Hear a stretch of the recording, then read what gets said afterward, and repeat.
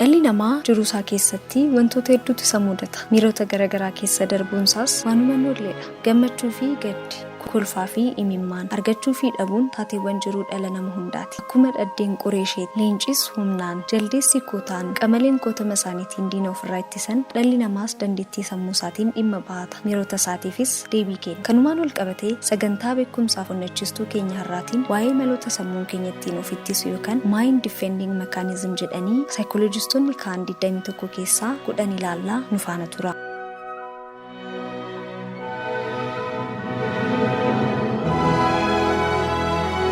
Inni jalqabaa projection jedhama. Wanta nuti dhagahamu tokko nama biraatti sababeeffachuu jechuudha. Fakkeenyaan ilaaluudhaaf yoo nama tokko jibbina ta'e namni sun nu jibba jedhanii yaaduu jechuudha.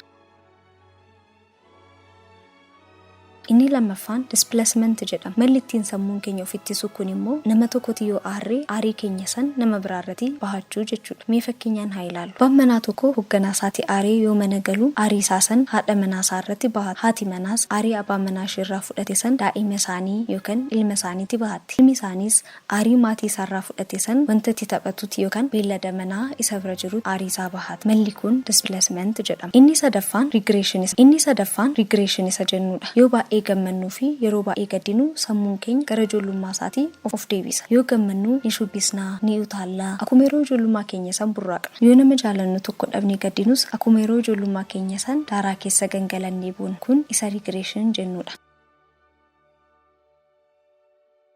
Inni arfaffaan sublimationidha. Yeroo baay'ee dhiphannuu fi yeroo baay'ee aarruu wantoota humnaan gochuu jechuudha. Fakkeenyaan ilaaluudhaaf dubartiin tokko yeroo dhirsi ishee isee aarsu hojii mana keessaa hojjetaa jirtu san humnaan hojjeti. Aarii ishii isaan bahati yookaan immoo jaalalleen isaa yeroo isa aarsitu humnaan ispoortii hojjechuudhaan aarii isaa san bahata. Dhimma isaa keessaa of baasa.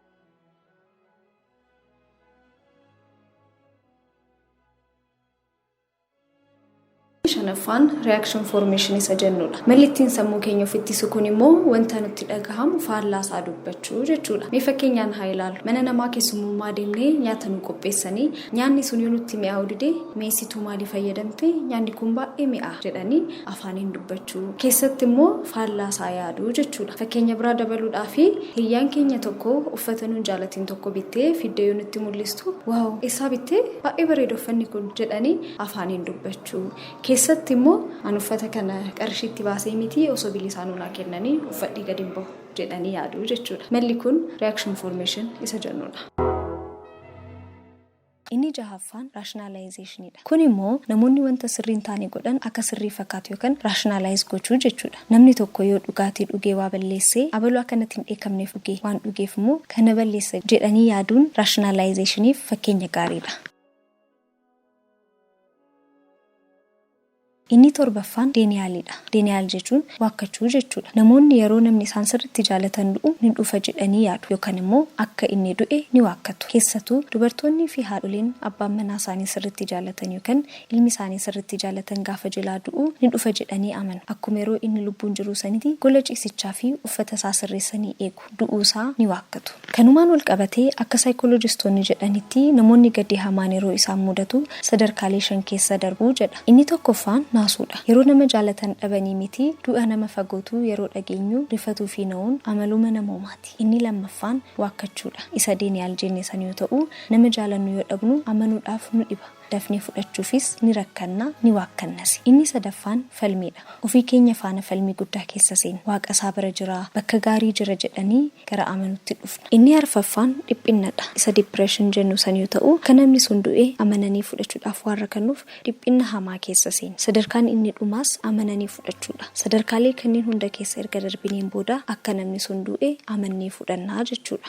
Inni 8ffaan compensationidha. Waan nu hir'ate tokko waan biraatiin bakka buusuu jechuudha. Yoo gabaabaa ta'ee barataa cimaaf jaallatamaa ta'uu, yoo barumsa isaa dakkuteera ta'ee daldalaa cimaa fi beekamaa ta'uudhaan bakka buusuun kanaaf fakkeenya guddaadha. Inni salgaffaan idealizationidha. Malli kun immoo nama jaalannu tokko ol kaasanii ilaaluu yookaan malaayikama gochuu jechuudha. Keessattuu jaalalleewwan yeroo jaalala keessa seenanitti nama jaalatan san idealize godhanii ilaalu. Namuma waan balleessinee namuma addaa godhanii yaaduudha.